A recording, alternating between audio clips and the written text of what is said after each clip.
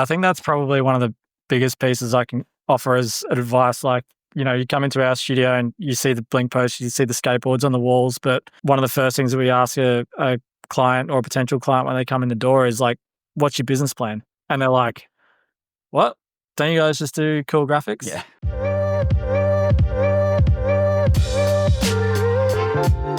You're listening to the Angry Designer Podcast, where we help frustrated graphic designers crush the industry bull and share what it takes to charge what you're worth and build badass, rewarding careers. What's up, Angry Designers? Let me ask you a question. What comes to mind when you think of Australia, right? Sharks, beaches, bands like Men at Work, AC/DC, I really aged myself right there, right? But there's this whole other side to Australia. There's an awesome design scene that not too many people realize. I mean, Australia's got this bold, unapologetic type of style with their architecture and their graphic design and stuff. And it all seems to surround around some of the big cities, the Sydneys, the Brisbanes.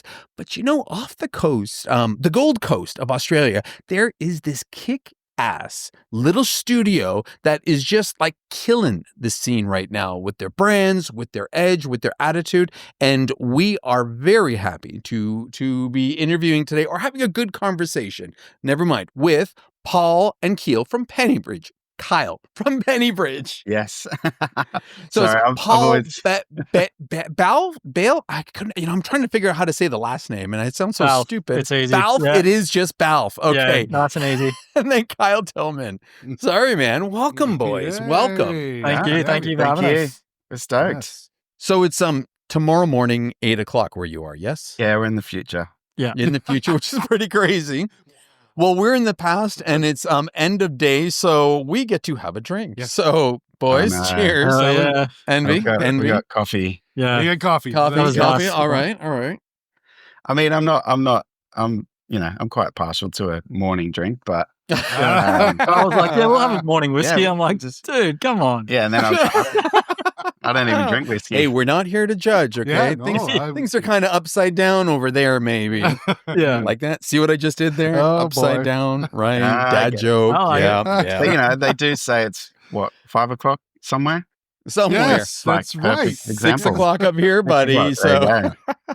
and you know what? True to form, we are having a single malt from Scotland. I couldn't find anything from Australia. Surprise, surprise. So we're trying something called the Ardmore, which is it's a nice Scotch. It's quite peaty, which I'm a big fan Yeah, of. it's quite nice. It's actually really good, isn't it? Mhm. I wish it was stronger peat though, but Oh. still, yeah. And it's light, so it feels really good. So this isn't sponsored by any way, but I want to rub it in so you guys can while you guys sip your Thanks. coffee. All right. What kind of coffee are you drinking? You want any shameless plugs down there or no? It's called Saint Ali, the one I'm drinking. Oh, okay. Yeah, Look at it's that. really good coffee. And it's just a long black or an Americano, you guys might call it. Yeah. So is it true that Australia is full of coffee snobs? Yeah. Oh, It is For real. Yeah. 100%. When we were in the US earlier this year, it was tricky to get a good coffee. Really? Yeah. Yeah. I mean, what are your options? Hmm. Dunkin' Donuts, Yeah. Starbucks. You have to search for some. Now, there are some fantastic places if you know where to look, Yeah. but they're off the beaten path, let me tell you. Yeah. Yeah. So wait, Whereas where here- did you get coffee? Because I know you guys we missed you. We were just 2-3 weeks apart because you guys were Yeah. at CropCon this year, Oh, right? crap. Yeah. Oh. Yeah, we Nice. did crop this year, which was awesome in Austin. It was my first time in Austin. Mm. Yeah, and then we spent a week in California before that as well. Cool. Which is good. Yeah, So did Texas feel like Australia just with guns? a little bit. Yeah, we didn't see any guns, surprisingly. Like Oh, except for the yeah, tattooer. the only yeah. gun that we saw was like we literally had to ask.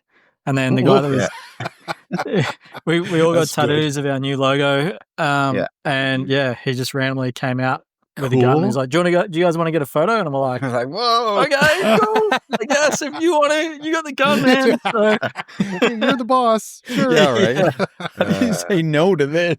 Yeah. Oh, wow. But no, it was good fun. His name was Mr. Cupcake, and he looked like a big bikey dude. So Yeah. No. Mr. Cupcake, our friend. Yeah. Wow. Wait, right? Wasn't Johnny that? Cupcake? Yeah. Johnny Cupcake. No, not Johnny Cupcake. No, No, Oh, it was- okay. Okay. Oh. different I was going to be cupcake. like, damn, but Yeah. still, you know, Yeah. you don't question a man, you know, called Mr. Cupcake Yeah. who carries a gun. So Yeah. No, I good think on him, right? his name used to be Animal. So Oh. And in his age, he just became a little bit more brand friendly and did yeah, the yeah. cupcake thing. I Yeah. get it. Yeah, I get it. switching it up. There's a big story behind it, and Yeah, we won't it's go into it. yeah, Oh. it's not worth repeating because we wouldn't do it justice. Yeah. But it's good. It's a good time. So if you're ever in Austin, go see him and get a Yeah. tattoo. And South Congress, he's over there. yeah, And he would All tell you right, the story. all right. Okay, Cool. well, you know, maybe next year, Yeah, right? maybe, Okay. yeah. So then when you guys flipped over to California, what was that like? Did that feel like Australia? Or, I mean, I've heard stories that California, well, certain areas of California are like, they feel like alien species. They're not even human over there. What was that like? Yeah. Well, yeah, it is kind of similar to Australia in some aspects. similar to the Gold Coast. The I'd Gold say. Coast, yeah, like which where is we where are. we're from. Yeah, It Yeah. is. More And how just so? the layout and the like, it's all based around the coast. Yes. So, you know, our city is just really long, I suppose. Yes. It's not very deep. So, yeah, in that aspect, it is. And I mean, there's a fair few Australians over there as well. So, but, you know, we were kind of catching up with people that we knew, or, you know, most of them ex-Aussies. So, yeah. yeah. I think I didn't think people Oceanside were was- allowed to leave. yeah. Oceanside was probably the closest to the Gold Coast. That was really cool Okay. there. Yeah. Nice. Cool. Yeah. All right. So you know, your agency is like, it's from over here. It's just like when you first reached out, I felt like I found a piece of gold because it was such awesome stuff. Mm. Okay. So before we get too deep in it, what's the backstory? Because you guys are how many years old? 8? 10 years. 10 years. 10. Yeah. Okay. Nice. So I wasn't too far up. I was just going by all the awards. So with that, that was there you go. Yeah. Shameless You're plug, welcome. thank you. You're, you're welcome. Yeah. Where do you want to start? Like, how did this come together? Yeah, I guess, like, funnily enough, we've actually got a bit of a doco coming out about the backstory of Pennybridge, hopefully in the next month or so, which will go in a bit more detail, but essentially, it was never actually supposed to be anything. So I went out on my own freelancing, just in between jobs, and was just kind of like, all right, cool. I need a Did you actually trading go to name. school for design or? I did, yeah. So, well, I went to like a night college, would probably be the best way to explain it. So I was working at a publishing agency for, like they had all extreme sports titles, so like surfing magazines, skating magazines, Very cool. Yeah. all that kind of stuff. So that was kind of where I really fell in love with design and advertising and all that kind of stuff. And then I was working with a lot of the brands, getting them into the magazines. Cool. And then they're like, cool, what do we show? How do we get ourselves out there? Like, what do we say? And that's kind of where I started my design career, was trying to help them figure out how they should advertise. And then, at night I started doing night school, and then just decided that's where I wanted to take my career. And, so I started doing that. And then a lot of the brands that I was helping ended up being my clients, which was really cool. So I ended up like designing wetsuits and just all these kind of random bits and pieces I was just saying yes to. And then, it just kind of like snowballed from there. And I took a role like not too far in with a big e-commerce company over here. So the agency took a back seat for a year. But then, like slowly I just was like, all right, I don't want to do this. I want to try and have a go at this, or, find an agency role. And I just said to my wife, like, if I can make, at the time it was like $300. If I can make $300 a week freelancing, then I've got all of our expenses covered for now. Like, and we used to live pretty close to the beach. Very cool. So the idea was to, have a couple of months off where I explored my style and went surfing, and then that didn't happen. I just kind of just worked and worked and worked. And it just kind of snowballed from there. So So were you doing more account management, or were you actually learning design as you had opportunities to do design? I was learning design. So I was like learning at night. And then like the following day was trying to apply everything that I just learned at uni to Wow. like the jobs. And then at that time, Kyle had kind of was doing more and more stuff. He was still at Potato Press, which was like a how did you describe it? It's weird. It started off as a digital print company, but then we sort of turned into like a boutique signage sort of company. We were doing lots of laser etching and laser cutting. So, I kind of had the opportunity to use all those machines. So I was like illustrating and creating art and doing art shows and like on the side of doing like design and running like, help run that business. Yep. Yeah. So you're doing more like design, illustration, and then Paul, you were learning the whole other side, the design side. So where did the account management come in, like the business side, from your job then when you were dealing with these brands? Yeah, so I guess that's kind of why we've ended up making a really good pair, is because so like at that time it was kind of like the genesis of Instagram as well. So this guy was like pretty much everywhere. So I was going to all of his workshops, and he was a pretty big deal. There's a good plug for you, Kyle, right? You hear that? That was good. But yeah, so like we kind of have worked in parallel for a long time. And then just over the years, like catching up at events and everything like that, we kind of just were like, it was kind of weird. We were helping each other, but we were still competitors in a way. And then, one day we just kind of caught up and we're like, should we just merge? And it was one of those things where it made sense. And then when we kind of told a lot of the other like local design crew, everyone was like, oh yeah, that makes sense. That makes sense. Come Whereas we thought it was a on. big deal. So it's kind of a bit of a funny one. Yeah, so we were kind of like Paul was running Pennybridge, and then I had my own small agency as well for about I think 7 years. So we're pretty much, it's the Gold Coast isn't massive, so yes, we knew each other.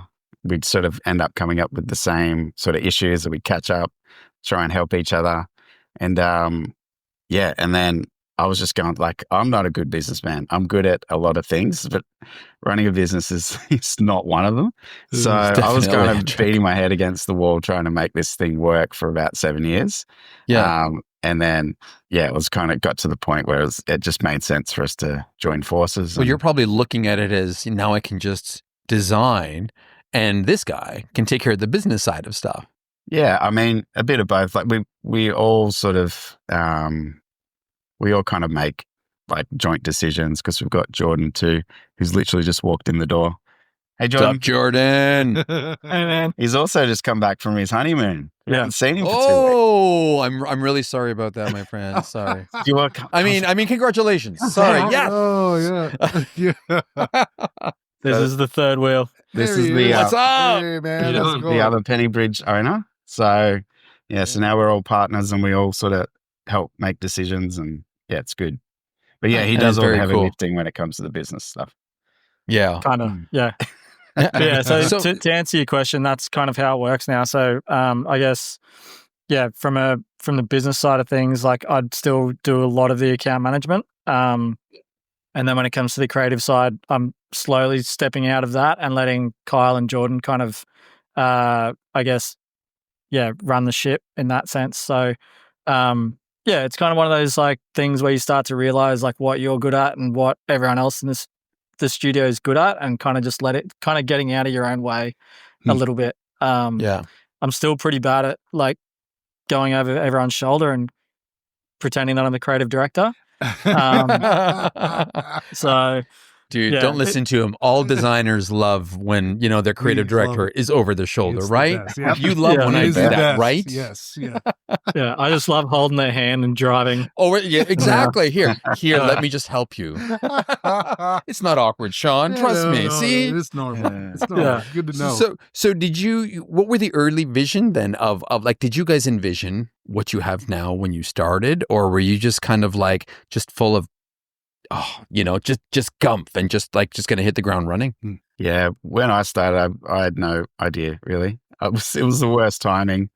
My wife and I had just had our second child. I didn't have any savings. But I was working somewhere, and then slowly taking days out of the week to just do my own thing. And it kind of got to the point where I wasn't doing either job any good. I wasn't doing my old job any good because I was only there a couple of days a week. And so it was kind of like I had to shit or get off the pot. So I'm like, okay, if it's going to happen, this is when it's going to happen. So, I mean, I think what we've got now is kind of what I've, always sort of envisioned. Yeah. Yeah, I have to remind myself of that pretty frequently. Like, I think especially the last 12 to 18 months has been probably everything I've had kind of envisaged or dreamed of potentially. And it's when you're in the thick of it and when you're in like those really tight deadlines and everything's like really hard, you've got to kind of step back and kind of go, this, if 10 years ago I could picture where I am now, then I'd be incredibly stoked. Like we often bring up a workshop that Kyle had, I'd be 8 to 10 years ago now, called Work Hard Until Your Idols Become Your Peers. And now that's great. It's kind of it's been really cool to, like, when we were doing a couple of speaking events recently, we found that we were trawling through like old images and we actually found like an image of me sitting, I think it was like front row at one of Kyle's workshops back then. And it's like, now we're partners. And then, you see like some of the people that we get to talk to and rub shoulders with day to day, and they used to be like you guys. No, I kind of feel like it's cool on this side. But it's really cool when you kind of go, oh, those people that I used to look up to are now people that I can just contact if I need help with a project or and it's that full circle moment. So I think it's just that kind of reflection is really cool. That's Sorry, really I don't know if I cool. answered your question then, but I'm just I I love doing that. Well, I think it started with you stalking Kyle and then acquiring Kyle and then kind of rotating into now building a brand. This is the plan over his shoulder. Designing over his shoulders. I'm just So if anyone's trying to get any advice out of this, it's just like stalk people and then they'll make them join. Work for this guy, so No, that sounds heavy. Yeah. Let's not say that. No. So that's true, right? Let's hold off on that one a little bit. But okay, so early days, because I mean, Kyle, you'd mentioned early days, you had no savings jumping into this, and Paul, I'm sure you weren't that far behind. How long did it take before you guys started pulling regular paychecks that you could live off of versus starve off of? It was it didn't. While I was running the business, it didn't. It was very much feast or famine because I didn't really have any regular income. Yes. So it was like just project by project to project. That's a hard way to sling, eh? Yeah. And then, we were doing a lot of large scale murals and stuff. So those ones can have like a nice injection of money, but they also like take you out of the business for like a week or two. So it's really tricky to get those projects done and still sort of run the business and still get back to clients and still do all the other stuff, do the accounts, chase money. So it was tricky. It was a long time. Yeah. We're still kind of figuring that out too. Because if I guess with Kyle kind of running a lot of the creative direction and being at that starting point of projects, like if we do those large scale murals, like that's him out for a couple of days and then it kind of, you create that backlog. So trying to figure that out still a bit of a fun one. But yeah, I mean, from my side of things, I was pretty lucky in the sense that I had a couple of, or a few really good clients that I would manage to get on retainer relatively early. And they kind of formed the backbone of what we do. And then just all the project stuff was just like fun and like just the added bonus. So a lot of our day-to-day was kind of chewed up with that kind of work, but and still is to a point. So we're pretty lucky to have had those relationships and to have those ongoing work. And like luckily enough, those businesses have grown and they've kind of added brands and additional businesses on, and we've just kind of like grown in With parallel. them. Yes, beautiful. Nice. Yeah, which has been awesome. Mm. So, do you prefer retainer clients or do you prefer project-based business? Oh, that's I know. It's a soft spot, isn't it? yeah. Two different it's- sides of thought. I'd say projects, but Really? Oh. I mean, I don't have to. I don't work too much on the retainer stuff. Yes. Like little bits. I'm doing some stuff at the moment, but actually, Yeah. no, I did. I'd spent like a whole month doing a whole Merch range, yeah. merch range. Yeah. So yeah, I mean that. I think there's definitely like even mini projects within those retainer clients. So Yes. those are sort of the ones that I enjoy.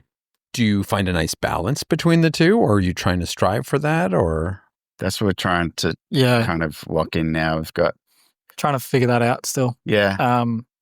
Yeah, it's one of those things too. Like we're trying to find that balance of like when you do work with even with a project, or, you know, you do a brand or a rebrand for someone, what that looks like ongoing too, because Mhm. a lot of the times, you know, you hear of people doing work for someone and then handing it over, and then they're like, "Oh, the client went and butchered it."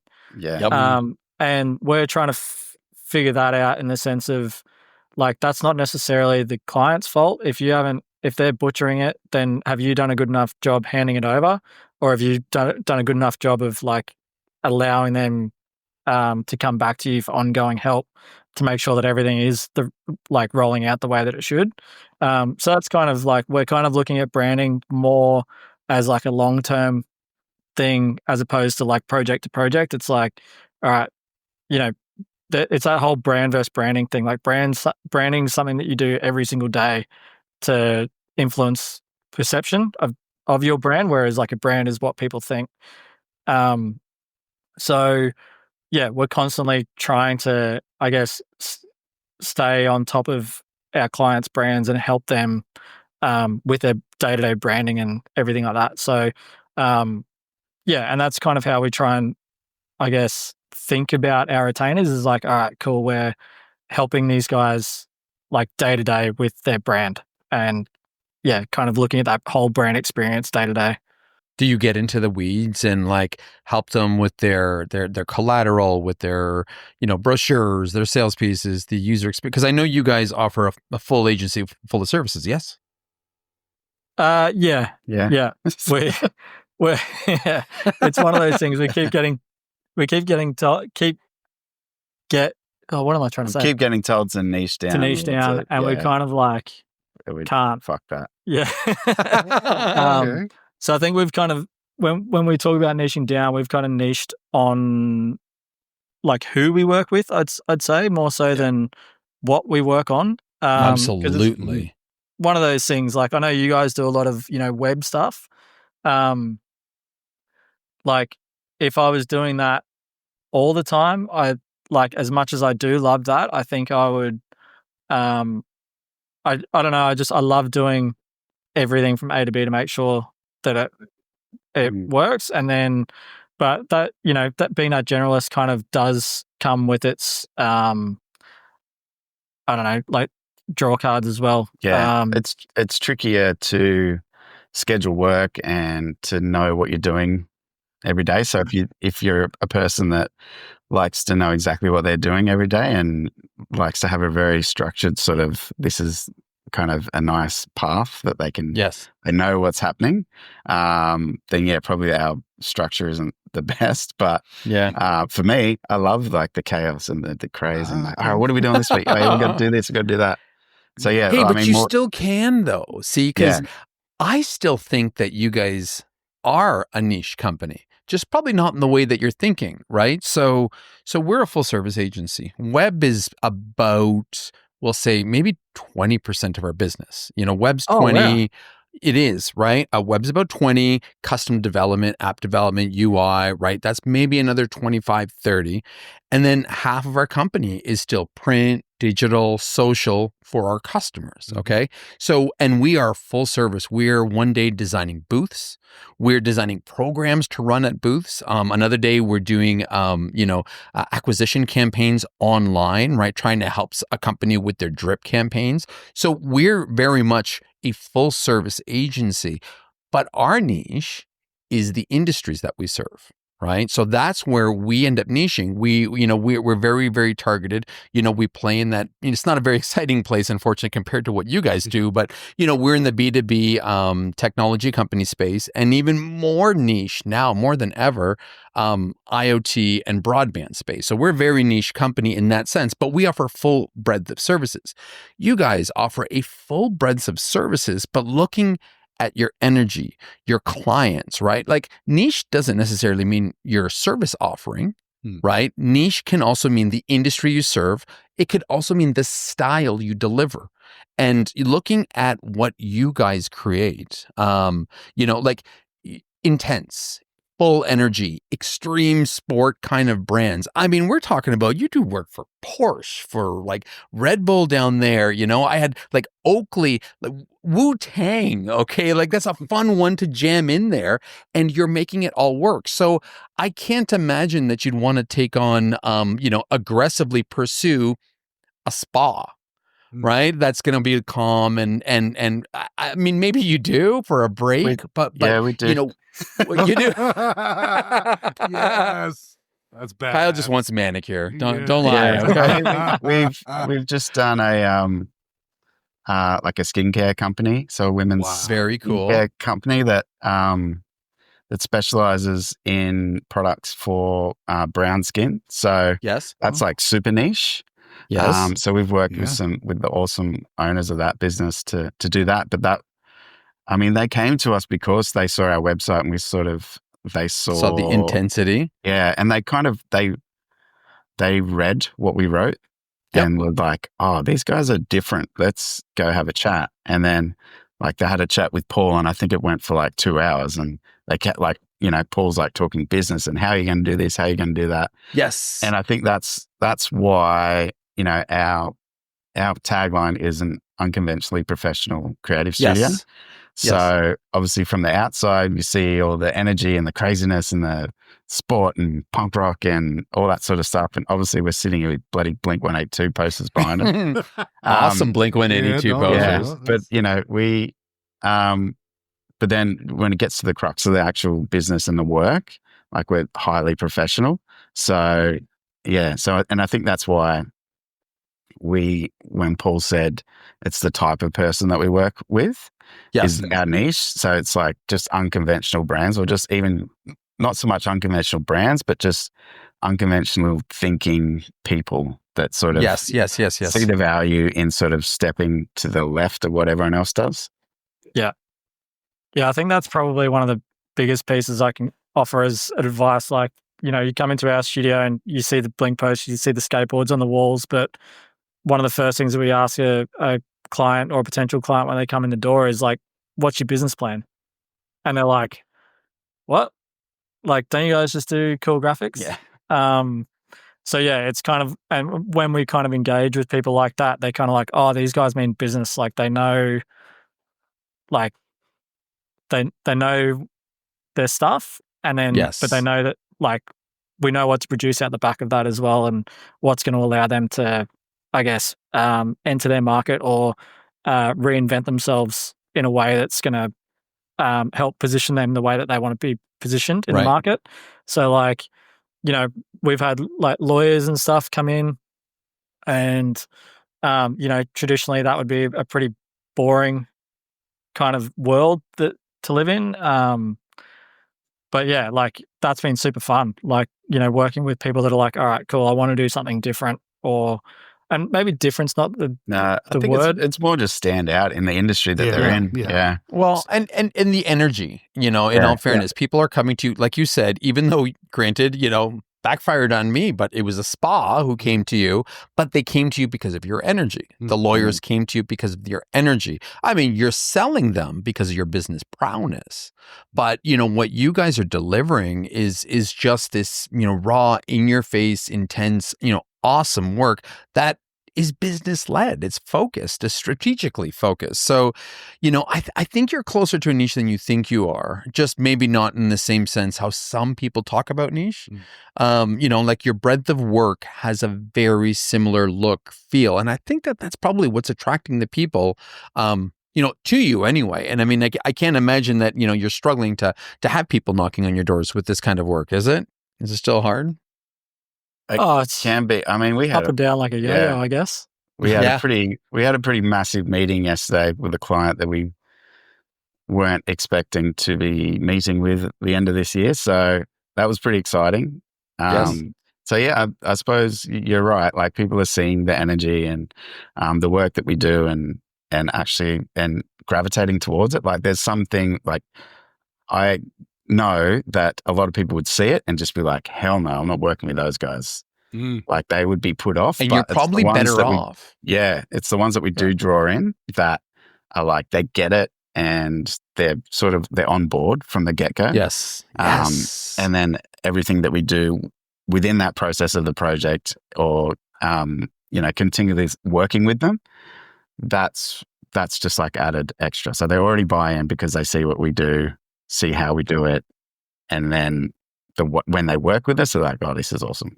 Yeah. Very cool. Very cool. What's the culture like there? Like what kind of culture are you guys growing? In the studio? Yeah. Yeah. Us, the team, they've just got in. Yeah. Yeah. Which we try Slackers. It's only 8:30. Come on. I'm just kidding. I mean, that's something that's continually, like something that we're continually working on as well. Like it's really hard trying to run a business and, keep culture, like the culture within the studio, like positive. So it's tricky. Like we do our best. I mean, we try and sort of create a nice environment to work from. We're in like right in the thick of Palm Beach, which is pretty nice spot to work. It's only not a block away from the beach. So, Right. Yeah, it's we do our best. We do. But it's running a business is tricky. It is tricky. It's tricky. How important do you think the environment that you're creating or that you're providing with the posters and with skateboards on the walls and such, how important do you think that is in getting the level of creativity out of your team, out of you guys? Can you do it at a coffee shop instead, or is there something? Because a lot of people aren't in studio like you are anymore. A lot of people are remote. We're the same. We're 100% in studio. So I'm curious on your take on this. Yeah, I guess for us, like we've all, or most of us anyway, have all kind of worked as freelancers and worked remote previously. And it's one of those things when you've done it for a long period of time, you kind of realize that you need that. I don't know. I personally, anyway, feel like I need to be here with the team. This is where I do my work. It's where I disconnect from home. If I was like, if I was at home having that, like, I wouldn't be able to turn off. So as soon as we moved out to a studio and moved out of the home office, it was like the biggest change for me. Because I could have that disconnect. I could all of a sudden like start to wind in or wind out of work, which I find super powerful. And then obviously like having everyone here, it allows you to, quickly pivot and change or, have a conversation that can completely change the direction of a project. I honestly don't know how people do it fully remote, and hats off to them because I think it's cool that people can do it. I just don't know how they would keep, like, I feel like the constant communication would be pretty hard. And then also it's just like rubber ducking people, right? Like, I love to just like ask them a question. And before I've even like finished asking the question, I'm like, oh, cool. No, it's good. I got this. Like, but yeah, I think it is one of those things like like we're pretty happy with the way that our studio looks and feels, and it definitely creates a certain kind of environment for us to work in, and like having this kind of work around us definitely helps inform, how we design. So like colors and that bright brashness definitely is part of our brand. So yeah, I think it is one of those things where I think having cool stuff around you definitely helps you be more creative. But everyone's different too. So like if someone gets inspiration from being at a coffee shop and, people watching, then that works for them. That's cool. Right. Yeah. So yeah, I find just from my own experience, and you're right, for everybody it's a little different, but we embrace the same kind of artwork, the same kind of energy that you guys do, and I can't work from home anymore. Sometimes if I have to get some, business process done or some strategy thinking, fine, I'll do that. But anytime I need, this creative thinking involved, I have to be here. I've almost done myself a disservice now because I can't work. And then whether it's the kids running around and constantly poking, or just that this is now what I associate with my creative inspiration. I understand and I believe, and surrounding yourself with this kind of stuff, it's awesome. It's beautiful. Yeah, it's good. Well, I'm with you guys. Like I've never really been able to work from home. Like even when I was just starting out freelance, I'd go to coffee shops or like co-working spaces and do that sort of stuff. And then, yeah, I've got to be around people. Like we've even just moved all our desks around so that we're all in one little pod together. Yes. Just so that we can all, just like literally turn your head to the side and say, hey, what about this? Yeah. You can solve a problem like that. So there's not like endless Slack thread and notifications always coming in. Like, I don't know. Yeah, I'm not sure how people do it.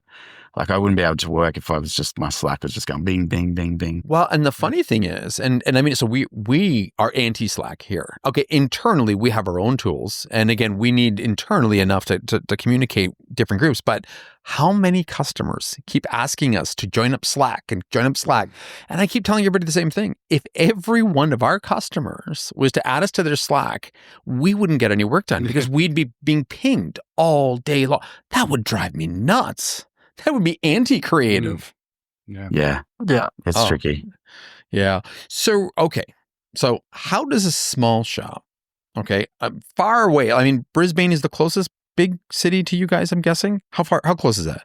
Hour and a half? About an hour and a half from here. Oh, okay. Yeah. Okay. So how does a small shop, outside of one of the bigger cities, but still not the biggest city, land customers like Porsche, Wu-Tang, Jameson, the list went on. I mean, I'm just looking at your logo repertoire and it's just, I wouldn't have surprised me if those bling posters came from your shop. So like, it's just, this is the stuff and it's amazing. So how does this happen? I think it's all about just connection and connecting with the right people. And, like for example, Wu-Tang, they announced a tour. They were doing 3 nights at the Sydney Opera House, which was like kind of crazy that Wu-Tang were doing the Opera House. Yeah. And so I just hit them up, said, I came up with a design. What do you think? And then just chased them. And then next minute I'm on the phone to like their brand manager, like his name's Power, and I'm just like on the phone with him. And then I got off the phone. I'm like, shit, I think I'm designing their whole tour merch for Australia and New Zealand. So dude, it's just that sort of stuff. It's like just connecting with people. That's how we were able to go. Like I was able to go to Crop, and we all went over to America. Is just through connection. Like I've just, speaking of Slack, I'm in a Slack group with a whole bunch of other designers, like, the guys from Fried, from Brethren, Matt Dawson from Crop, Jason 19, like a whole bunch of awesome legends. And we've been in that Slack group for like probably 8 or 9 years now. Wow. So, that was how I was able to go over and like speak at Crop, and because we were like, we want to go over to a conference, and then I'm like, we're going, and then so I just messaged Matt, I'm like, man, we're coming. Do you want me to speak? And he was like, shit, yeah, let's go, because we were trying to make that happen like pre-COVID as well for me to go over and speak. So, It's just connection, honestly. Yeah. So once you start getting some of these giant brands under your belt, and and again, they're not just like your average boring brands. They're brands that have a lot of impact, very bold and brash. How do you keep evolving like your creativity? How do you keep evolving, what you have to offer these companies? Like it just seems like you keep setting the bar higher and higher and higher. Like is that a whole level of stress altogether? Yeah. It is. These guys are so chill. Yeah, I know. Like I would never know you guys are stressed about something. Like, come on. Panic, for God's sake. We don't want to turn up on a podcast and just be like, fuck, man, don't do it. This is the worst. You know whose podcast you're on, right? The angry designer. We want to see some anger. Yeah. we were joking yesterday. We think, the way you guys have named yourself angry designers, but then end up being like the nicest guys ever. Yeah. It's so funny. We've kind of screwed ourselves with our brand, see, because it started as a very angry about a lot of things, and we needed to get this stuff out. Yeah. And somebody had to say something. Yeah. Well, then we got it all off our chest, and then we're just like, well, let's keep going. This is fun. Yeah. Hey, now it feels the best stress relief. Okay, just get angry. Yeah. And the passionate designers sounds too porny. Yeah. I don't know. So we can't do that. Can't do that one, right? Not looking Not like this anyway. Not two guys, like this. Yeah. Burly ass. Yeah. Well, I guess man, everyone's got a thing. Sure. So there's talk about niching down. Yeah. Yes. That's amazing. So then what do you do to keep creative then? Okay. Since I think to keep creative and keep amping up that game. Yeah, I think it's the same as anyone else. Like we've still got a lot of people that we looked up to, a lot of studios that we, still look up to, and we're, always seeing other awesome creative work that just you kind of always go, all right, cool. Like when the opportunity arises, let's do something like this. Like you kind of saving references and parking them, and then, as a brief comes in or as an opportunity arises, you kind of reach out and go, hey, can we do something like this? So it's, I guess, like anything, it's getting those, if you get a brief, it's kind of going, hey, cool, like, I really like your idea. What if we tried this direction or try to 10x it by doing X? Or, nice. I've spoken to a lot of other, owners of creative agencies and asked similar questions, Yes. People that I've looked up to, like Barry from Analog's probably one of them more recently, and kind of went, hey, like how have you gone into this kind of world? And it's purely like sometimes doing the work that you want to do for people, even if you're not necessarily getting paid for that, and just showing them that you can do it. And then they either want that service, or someone sees it and then they want that service, and it's just kind of that snowball effect. So we try and do that. So if a job comes in and we kind of go, oh, could we do X with this? We did one recently a couple of weeks ago for a 3D printer, and we just went absolutely bananas with it. And we started exploring 3D, exploring more animation. And the end result was awesome. Yeah. Yes. We tried to quote it for them and they said, oh, that's too much. But then we just did it anyway because it's just that progression. There's no finish line. I think that's the biggest thing from what we figured out. There's no finish line to this life really until you fucking die, I suppose. But I hear you. We just keep trying to just push the envelope a little bit further. Yeah. Very cool. Very cool. So when pitching customers, the initial pitch that you did, do you go in with just one idea, or do you have a strategy? Do you go in left, right, whatever? Yeah. So we kind of changed our process 12, 18 months ago, and to the point where we have only been doing one concept. Cool. Bold. How we kind of changed that was like, instead of doing multiple, I mean, like it changes from client to client. There's been a couple recently where we've had to do the 3 because we've worked with them before, and they just want to be taken on the journey and they want to know that you've explored everything. But generally what we do is obviously have like the initial discovery session, and we, try and ask as many questions as we possibly can, and then try and formulate a direction from that. So that's when we kind of we create like 3. It depends on the job, but it can be a certain amount of mood boards. So we kind of follow the Futures stylescapes, and we found that to be really powerful in the sense that like people can really get a gauge or tell what direction you're wanting to go, and then it's like, all right, let's agree on a direction now. So these are, instead of like developing and concepting the 3 options or however many options, it's like, let's use the stylescapes and the mood boards to create those concepts. Yeah. And it's like, let's choose out of those what the direction is. And that's when we kind of Frankenstein and, pull this that way and this that way and, whatever. Yeah. It's easier to do it with the mood boards rather than to do it with the 3 designs that you've done. Interesting. I never thought about that. Together. Yeah. So, like some clients, like we have to tell them, say, all right, we're showing you these 3 highly tailored mood boards. This is not the design.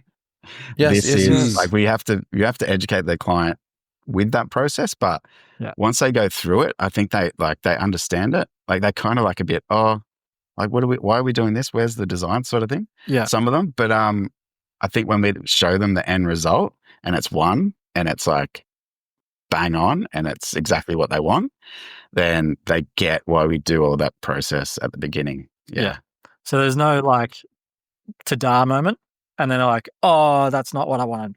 Yeah. It's like everyone knows what we're striving for, and then you deliver it and then you 10x it, and then basically it's like, so they know what to expect, and then you're just kind of coming into the brand presentation trying to blow them away. So like, it's just one of those things. There's no nasty surprises for the client.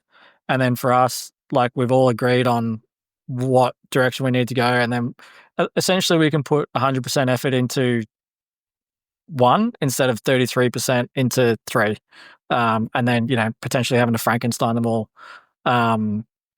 when the client decides that they want bits and pieces from each. It's like, I like this from each one, this from this one. Yeah. And then we've definitely been there. Yeah. And like it doesn't really work because you've designed it on that one for a like particular reason. Yes. And then you've designed this one for a certain reason. You're trying to cram them together and force them together.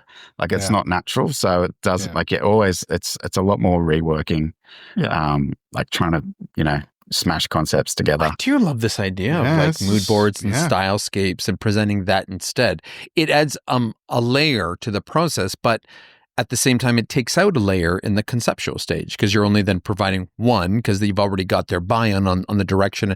I can see the value. Yeah, and like you said, you give 100% to that one. Yeah. That's rather than 33% to the other, to 3 options, right? That's awesome. Yeah. Like it was unnatural for me when we first merged because I'm drawing because I'm very much a sketcher and a drawer. So I'm drawing ideas like as soon as I get the email before they even give me the deposit. My brain's like working and I'm like, yeah, we can do this. And then I remember we got one client's like, and I'm like drawing the logo pretty much. And Paul's like, we got to do the stylescapes.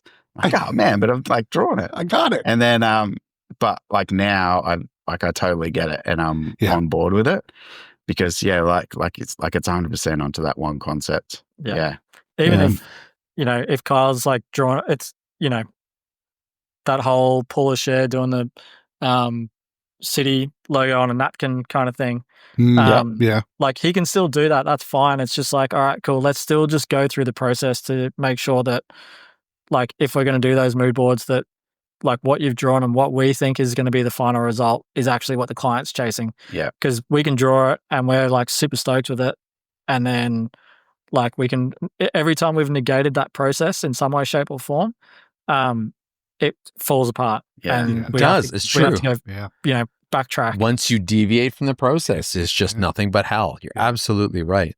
So when Kyle gets a little too crazy on the creative, then with the customers, Paul, do you have to reel him in and be like, okay, buddy, like, hold on, business first, process first, creative second? I have in the past, but that's also not what, like, we've got to tread that balance. Like, you know, we're trying to develop our processes and our efficiencies and stuff like that. But I've been in that instance where you can be over processed and over efficient to the point where you kill creativity, and that's not why, like, Kyle joined. You know, the whole purpose is that we create processes and guardrails and all that stuff so that we can allow creativity. So sometimes I have to, like, pull myself up on that as well and go, hey, like, we're creative business first, and all the other stuff is just like a tool to help. So so let Kyle play with his pencils for a bit. Yeah, pretty much. Well, let me ask you something else then. So there's 3 of you, okay? So you can't always agree and be on the same page, but because there's 3 of you, it's always going to be 2 or versus 1. If you're not all, you know what I mean? Like, there's always going to be. Is that ever like, how do you get around that? How do you overcome that? Or does that even never happens because you guys are so chill? I think we're all pretty much on the same page. I think that's why it works. That's awesome. But I mean, there's really definitely been instances where, you know, I've said something and the 2 boys like, disagree, and you just kind of go, oh, well, like, if it is 2 against 1, then let's roll with what you guys think, and you know. And if you're wrong, I told you so.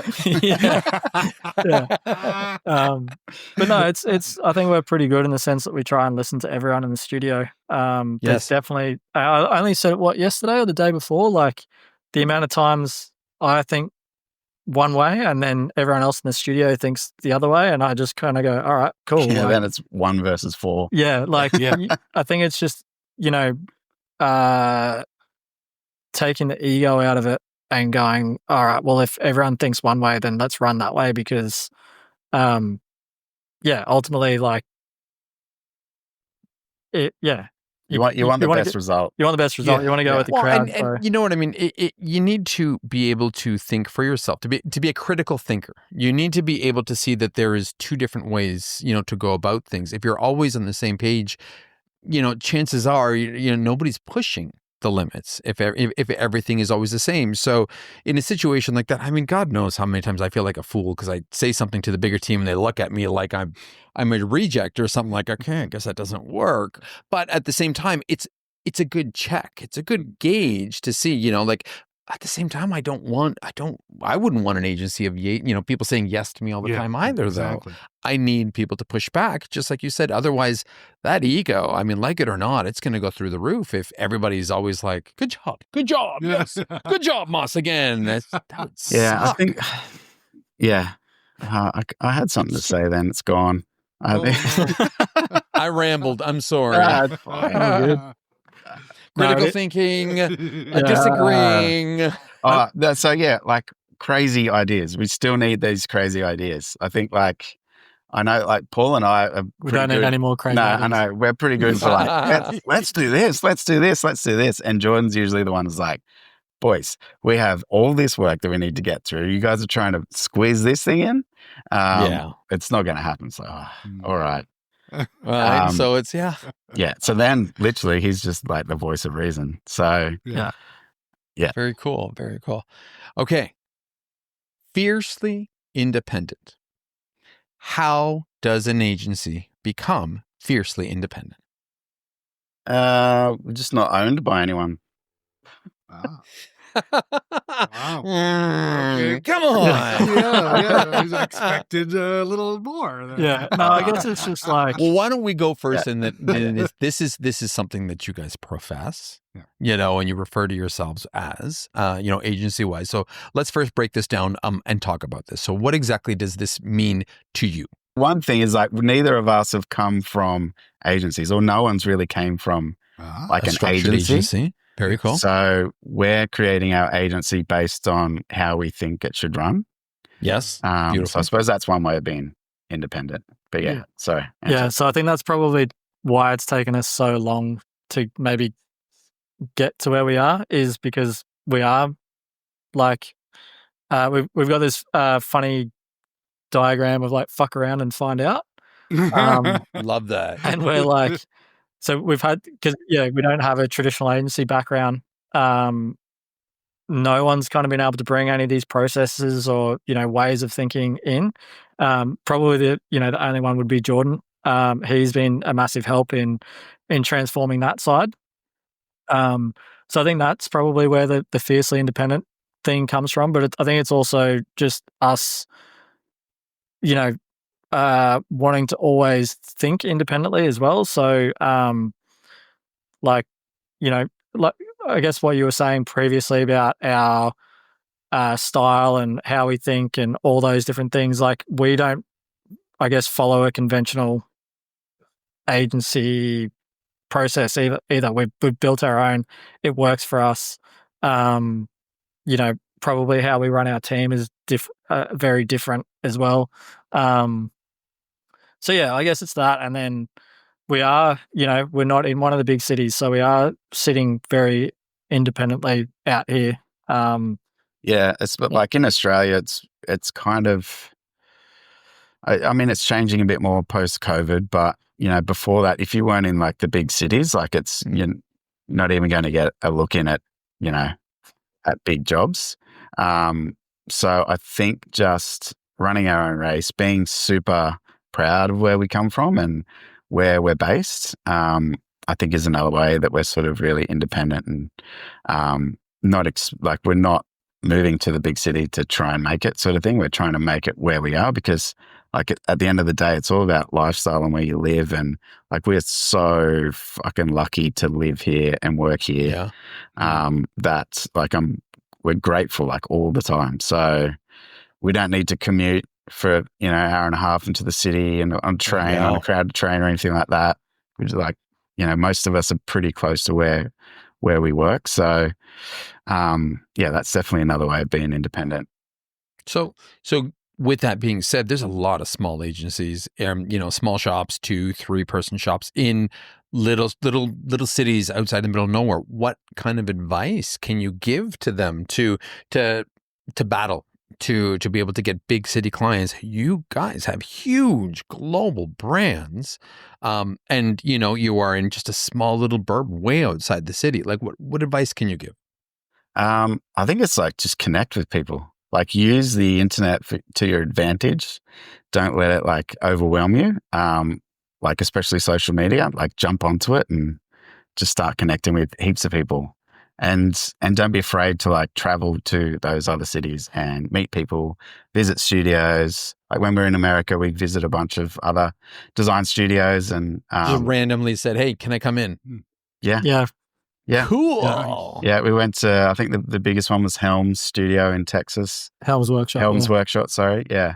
Absolute legends, by the way. Thank you for having us. Very cool. And like, and then we sat down, like they took us to lunch and then we sat down afterwards and like talked process and showed them how we pitch and, our, like how we put together our proposals, how we do the stylescapes, all that sort of stuff. So it's just about sharing and sort of building those relationships. I think that's the biggest thing. Yeah. And then I guess just like fostering them moving forward. So like Kyle mentioned yesterday, we had a really big meeting, probably I'd say one of the biggest ones for our little studio that we were super excited about. And because we connected with Tyler Pate, you guys might know him as the Creative Pain over in the States. Like I was able to reach out to him and ask him for advice on that pitch.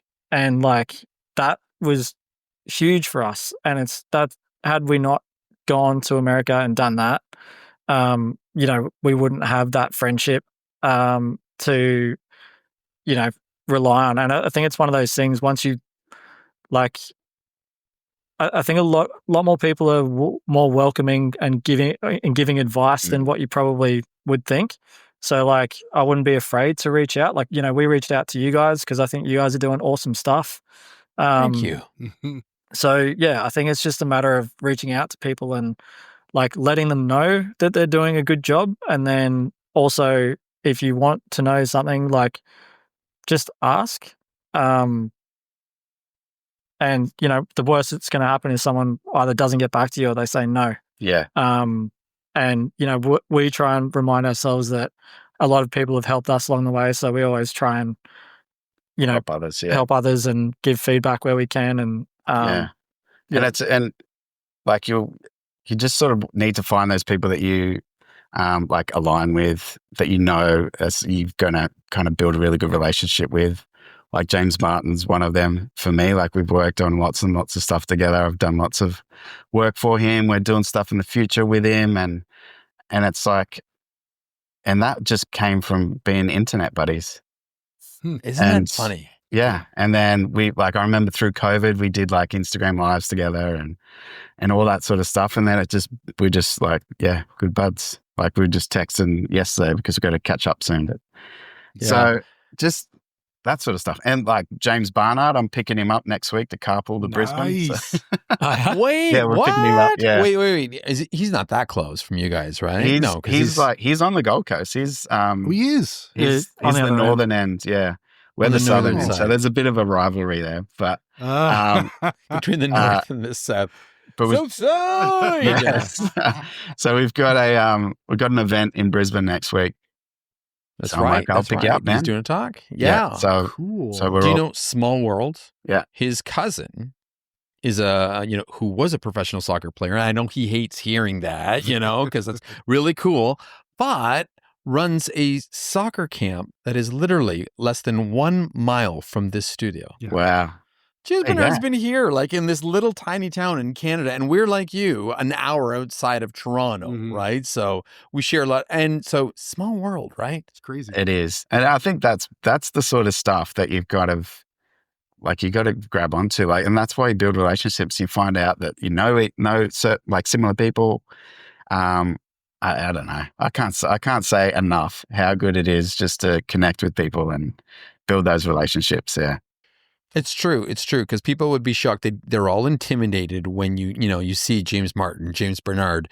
But when you reach out and talk to them, then you start getting a relationship. You start, this whole other camaraderie, happens where everybody's trying to help each other. And that intimidation that you once felt from somebody being online is gone. And then all of a sudden it's someone who's trying to help you grow. Yeah. And we support James Bernard in so many ways. He supports us back, and there's just nothing but love, like from that. Same with James Martin, right? Yeah. So it's just nothing but respect versus being shut down, if somebody tries to reach out, or having this sense of entitlement that you are a better designer because you have a 30-person shop, or you work with, different brands.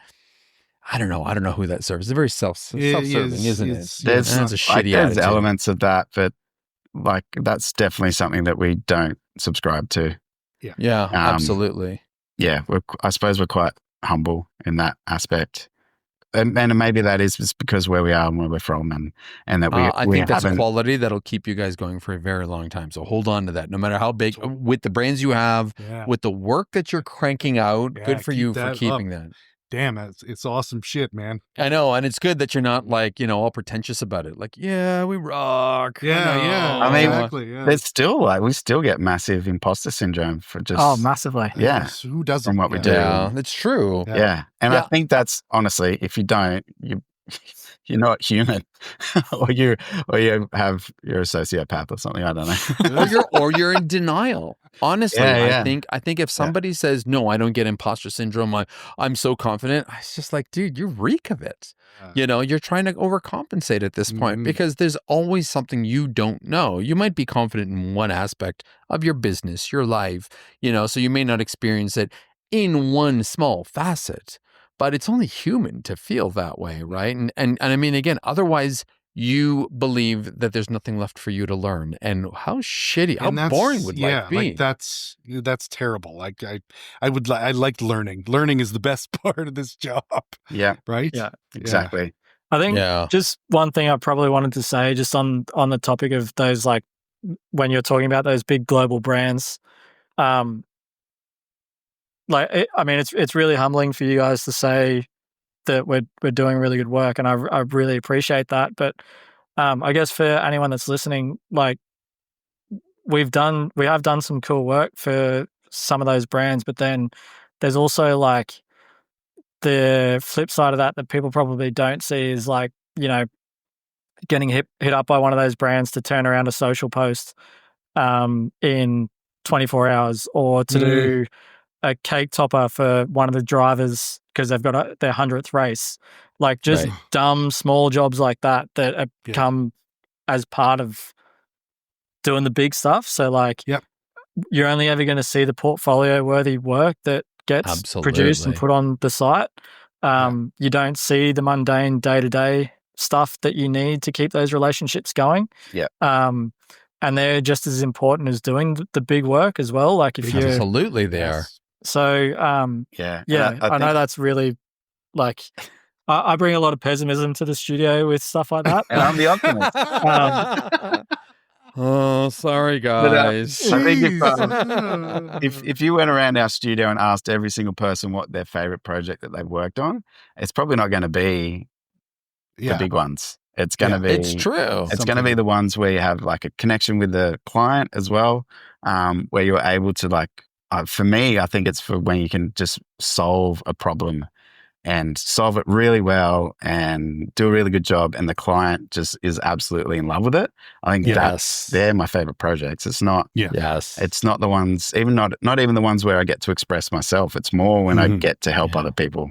I think they're the favorite ones. Yeah. Carl made a grown man cry a couple of months ago. Yeah, I did. What? Yeah, because we've gone pretty hard on our we had to reel it back in a little bit, but we went really hard on our brand proposal. So we'd sit the client down, we went through, those stylescapes, the discovery, and just sort of reiterated where we are.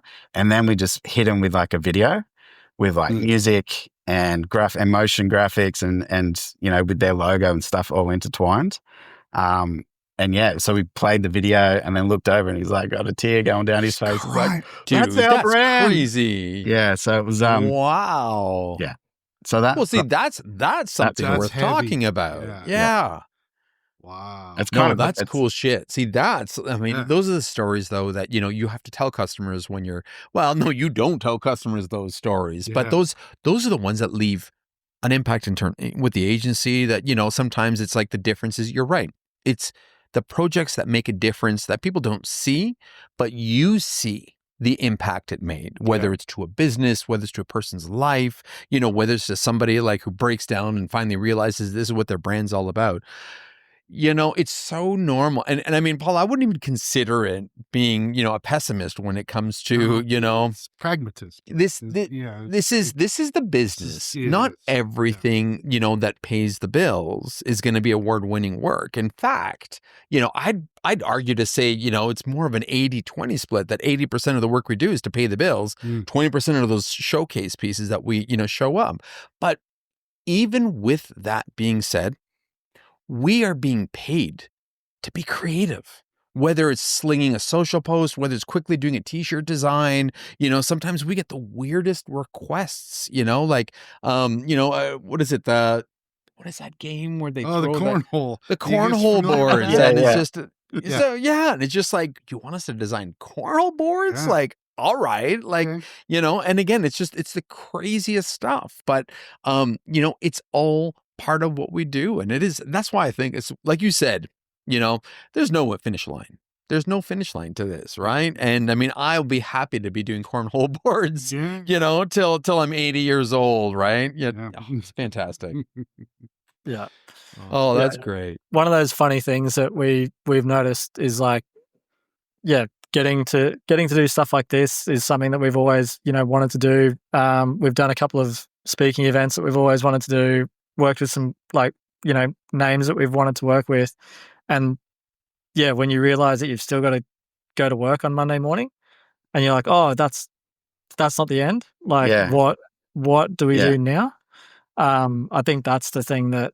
Yeah. It's always like when you're striving for those moments, it's like, we've made it when we get here. And then we had it majorly with there's a big conference in Brisbane that happens every year. And it's like an international, lots of massive, crazy speakers there. And we got to speak this year. And that was kind of like a we've made it moment. But then we literally, that was on the Friday that we spoke, and it's like, what now? We got to go to work on Monday. Yeah. I got to go and do. Now it's time to raise that bar, right? Yeah. Like it just now keeps moving. Yeah. It does. It keeps higher and higher, man. Oh, and you guys are so on your way. This is so great to even know you guys. And I mean, 10 years in, but you're still like in your infancy stage. Honestly, I didn't feel like I had a grasp on this till I was about year 16 or 17, to be honest. Right. Wow. Okay. So, and that was when I actually felt like, okay, now everything seems to make sense. And that those last 7-8 years were the biggest jumps in the business. But it's just when everything came together. It was, when the brand finally came together, the vision was very clear, the attitude, the being fiercely independent, I genuinely, felt all that at about year 16 or 17. So you're doing well. Don't worry. Because I did not have the kind of clients you did, at year 10. So good on you both, like seriously. And your partner and your team, of course. Yeah. You got a good team there. Yeah. Thanks, thank guys. Appreciate it. Yeah. So we got 6 or 7 years till we've got it together. Awesome. Yeah. Get on it, boys. I'm watching. Yeah. I'll probably be hitting you up after this to get some notes on what to do. Yeah. You're doing fine. Yeah. You're doing fine, laddie. Hey, you have us as a resource. Whatever you need, I'd be happy to share. Well, likewise. Yeah, it's a great world, because I remember the hardest part when starting out, and again, this goes back even further, like than you guys started, like we're 26 years now. And when we started, I was doing the same thing. I was trying to approach agencies for help. I was trying to approach agency owners and just other people. And back then, nobody was sharing anything. Yeah. Right. Everybody held it. And it's such a silly, just everybody, they wouldn't even mention who their clients were, which is ridiculous. Because you'd steal them. Well, I know they were scared that you'd steal them. And it's just like, well, it takes more than just a name to be able to steal that customer. So it's absurd, but it was just the way everybody thought. So, and maybe that helped why, it was in part why it took so long till everything, because everything I had to learn ourselves, is just trial and error. But the world is such a fantastic place now for designers. But again, I refuse to hold anything back. If anybody wants to know anything, I'm open book. I share whatever. And that was the whole premise of this podcast. I want to make sure no designer goes through what I had to go through for this. So it's ridiculous. I think you guys are doing awesome. And it's even like some of the topics you guys cover, it's some days it's good to just be like, if you're in a funk, I just like scroll through and I'm like, oh, there's an episode on what I'm feeling right now. Yeah. Let's go. And then it's just like, so there it comes. Yeah. That's what you need. Sometimes you just need that positive reinforcement that someone else has been there. So absolutely, it's awesome. dude. Yeah. It's true. Well, as you know, we're not breaking any new ground. For which? I said we're not breaking any new ground. Like it's all been done before, essentially. What did David Carson say? Design will save the world just after rock and roll and drugs? Is that right? Yeah. True. That's amazing. So, all right. You know how we finish this show. We finish every conversation with a guest with a rapid fire round of questions. Dun, dun, dun. Are you ready, boys? So some of these I'm sure you've heard. Others you probably haven't, but it'd be fun to hear. So, and this one was tricky because there's two of you. So we kind of embraced a little bit of agency, a little bit. But, at the same time, you guys can go battle at it. So we'll give you an extra minute here, all right, to answer these questions. Sound good? Yeah. Mm-hmm. Should we go one for one? Right. Or? Sure, you can go first. I'll go second. Okay. There you go. Ready? And go. Mac or PC? Mac. What gets you more excited, print or digital? Print. Digital. Ooh. Rebrands or websites? Rebrand. Agreed. Type of music that blares through Pennybridge? Punk rock. Rap. Alternate metal. Wow. That totally helps it, but it's great. Stand up or sit down desks? We got both. Cool. We got ones that move up and down. Yeah. We just don't use them. Nice. Yeah. Where are they most often, though? Yeah. What's the deal? I'd sit most often. Yeah. Sit most often. Thank you. Yeah, that's This me. guy. I'm a sitter. Yes. Best pitch you've ever had? Maybe the one that the guy cried. Yeah. Yeah. I think we touched on that There we one, go. right? Yeah. One word that would describe Pennybridge. Unconventional. Yeah. Unconventional. Unconventional. Good. Favorite office collectible. Oh, He-Man. Yeah. My Castle Grayskull, He-Man. From when I was a kid. Oh my God, that is so perfect. Oh, that's amazing. Oh, that's great. I should go. So I'll go grab it after this. Yeah. yeah. After this, yeah. Other than that, this baseball bat's pretty cool too. Yeah, sure. Look at that. Wait, what does that say? What's it say? It says Pioneers Pioneers of of Brand. Brand. Oh my God, that's Ooh, amazing. That's very cool. Wow. All right. It's to scare clients. What's that? Oh, yeah. That's when they don't pay the bill. Yeah. Yeah, I was gonna say it should say pay me, bitch. Yeah. Favorite superhero. Wolverine. Yeah, Wolverine, I'd say too. Nice. Oh, very cool, right? Yeah. Little bit of Hugh Jackman love Yeah, there. yeah, I there get we it. go, I there get we it. go. Okay. Yeah. Favorite design trend right now. Fuck trains. Yeah. Ah! The correct answer. Yeah. Never. Yeah. Coffee or tea? Coffee. Coffee. Beer or single malt? Beer. Or beer. Beer. Really? Wow. Okay. Or Puppies beer and makes single malt. Beer- You need beer to make whiskey. Oh, interesting. Okay. Hmm. That's a little bit of a Interesting. sidebar trick question there. I was just schooled. Ooh, yep. Retool that. Puppies or kittens? Puppies. Pirates or ninjas? Pirate. Yeah, pirates. All right. Wow. Who'd win in a fight? Hugh Jackman or Chris Hemsworth? Well, Chris Hemsworth. I don't know. Hugh's pretty fucking agile. I'll go Hugh. For his old age, he's got wisdom on his side. I agree, And but it's not always okay. brute strength. Brute See? strength. Yeah, there you go. All right. Favorite agency globally? Ooh. Can I say Pennybridge? No. What? I've got, but it wouldn't be very humble, Kyle. yeah. Wouldn't, would it? I got to say too that I've always looked up to Lincoln, and Lincoln. I'd also say Analog as well. Oh, Analog. nice. Nice. Okay, good. Lincoln agrees. Pretty damn Yeah, cool. yeah. Dan's got a good thing I don't going. actually know how to answer that one. Yeah, there's a lot of Yeah. heaps of cool freelancers that we love too. So Yeah. Yeah. Well, then, hey, favorite artist ever? Ooh, I would have to say James Jean. Oh, There's a deep cut there. Everyone go Google that guy. James Jean. I'm not sure. Not sure. It's Is got- that- Or all right. Jeremy Fish. Oh, or Jeremy Fish as well. All right. Serif or non-serif? Non-serif. I go Seraph. Oh, wow. Wow. Favorite fonts right now?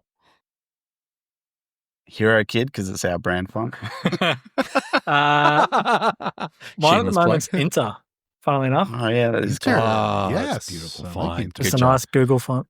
Yeah. So when presenting designs to North American clients, do you have to flip them upside down? Yes. And Sorry. flush them the other way. What's the most Aussie thing about you guys? Aussie.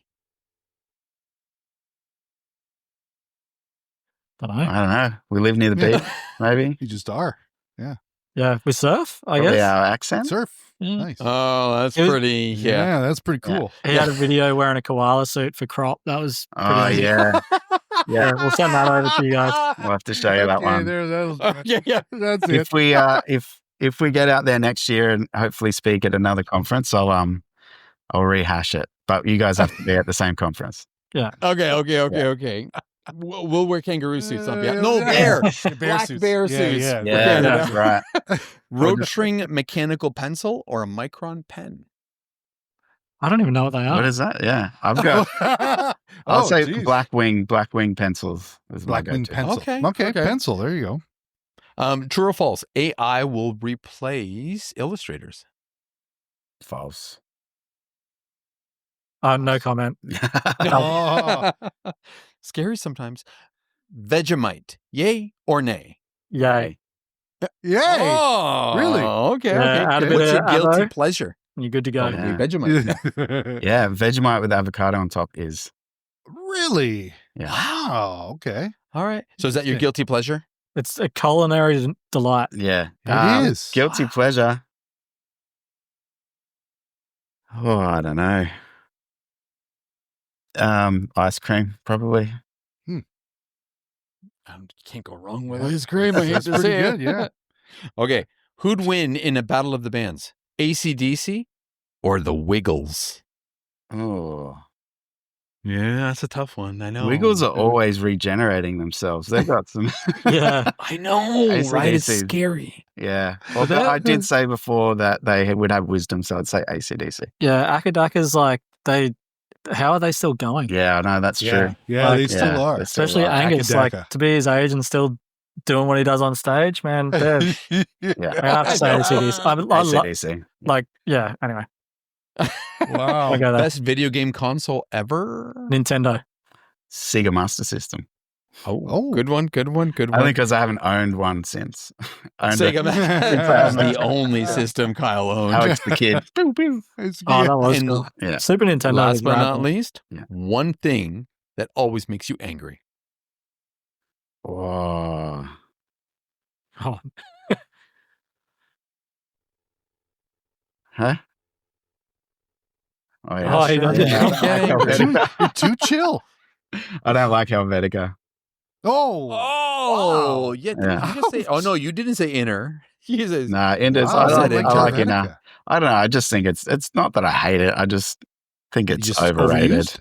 Yeah. Overrated. Yeah. Wow. All right. That's interesting. I'm not about to say that Ariel's better either. That's definitely not. That's not Ariel my is an stance. awesome font, though. Yeah. I'm serious. Really? Yeah, it's pretty good. It's a system font. I work- ripped off Helvetica.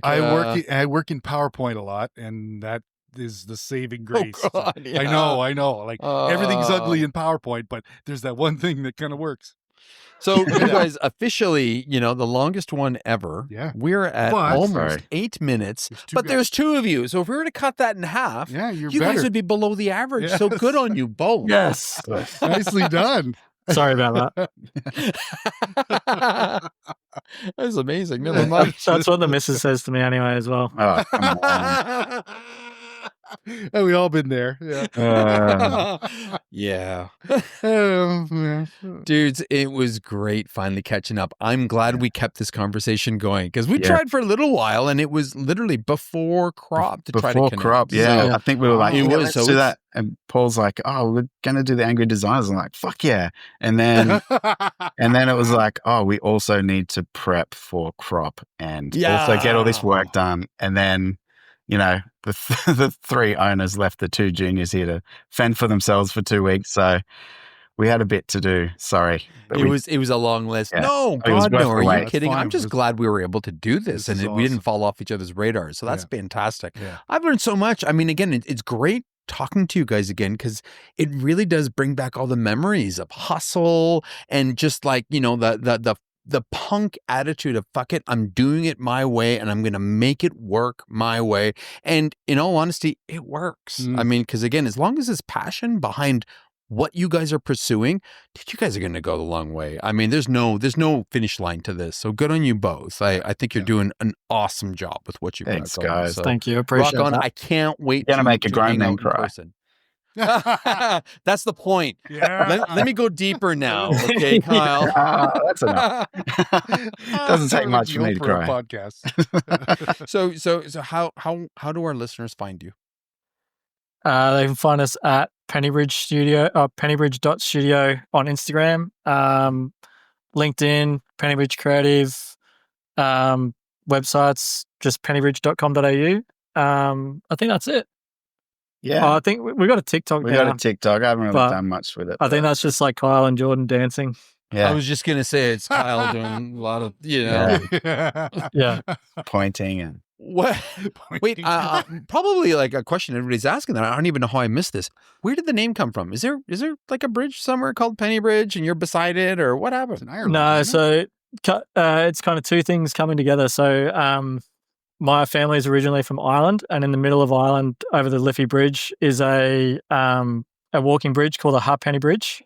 And then also, when I was starting, I was just like having a massive risk. When I was a teenager, Pennybridge Pioneers from Millencolin was one of my favorite albums of all time. Same. And I was just listening to it over and over when I first started designing, and I was like, oh, that's a cool name. I had two meanings. Very cool. So yeah. And then when we merged, it was like, oh, are we going to change the name? I was like, no way. This is Pennybridge is a sick name. Yeah. Pennybridge is Very good. cool. The deal was when we merged, Kyle got to rebrand it. Okay, so then the perfect. next question Yeah, that was, works. what was the significance behind the mascot? Ah, Yeah. that's a good one. So How long have you got? Because that's a big no, story.